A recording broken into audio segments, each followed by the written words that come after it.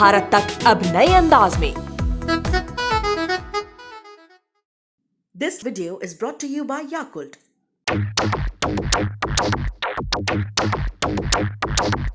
Yakult पाचन में सुधार और प्रतिरक्षा बढ़ाने में मदद करता है। प्रतिदिन याकुल्ट का सेवन करें।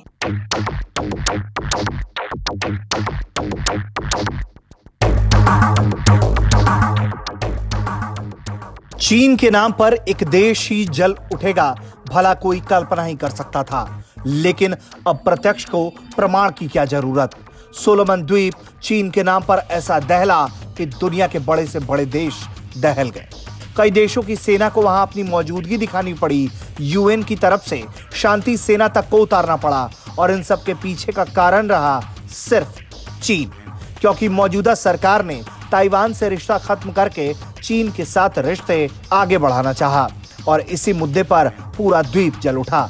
सोलोमन द्वीप पर सरकारी नीतियों के खिलाफ जनता पिछले महीने से हिंसक प्रदर्शन कर रही है। नवंबर में हिंसक विरोध, लूटपाट और आगजनी जैसी घटनाओं के चलते देश में खासा तनाव था। इतना सब कुछ होने के बाद अब सोलोमन द्वीप में चीन को लेकर बनी नीति फिर से विचारों के केंद्र में आ गई है। सोलोमन द्वीप समूह में सबसे अधिक आबादी वाले प्रांत के प्रमुख का कहना है कि उनका देश ताइवान के साथ राजनयिक संबंध वापस कायम कर सकता है अगर पीएम को अगले हफ्ते का अविश्वास मत के बाद उनके पद से हटा दिया जाए। सोलोमन द्वीप के ज्यादातर लोगों का मानना है कि ताइवान के साथ पार्टनरशिप इसलिए करनी चाहिए क्योंकि दोनों लोकतांत्रिक मूल्यों को साझा करते हैं। सोलोमन के प्रधानमंत्री मनासे सेगवारे ने साल 2019 में चीन को मान्यता देने के लिए ताइवान के साथ देश के राजनयिक संबंधों को समाप्त करके मुसीबत को महीनों पहले ही न्योता दे दिया था।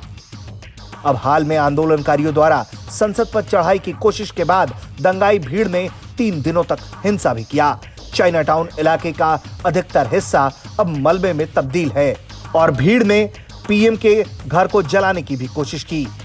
अभी तक सोलोमन आइलैंड ताइवान को मान्यता देता आ रहा था और अब प्रधानमंत्री ने ताइवान की जगह चीन को समर्थन देना शुरू कर दिया। इसका सोलोमन द्वीप के लोगों ने खासा विरोध किया क्योंकि उनको ताइवान से मदद मिलती थी। इसकी वजह से ये द्वीप ऑस्ट्रेलिया, अमेरिका जैसे देशों के भी गुड लिस्ट में था।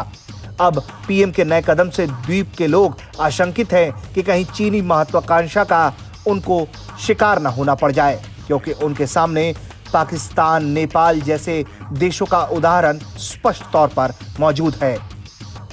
ब्यूरो रिपोर्ट, भारत तक।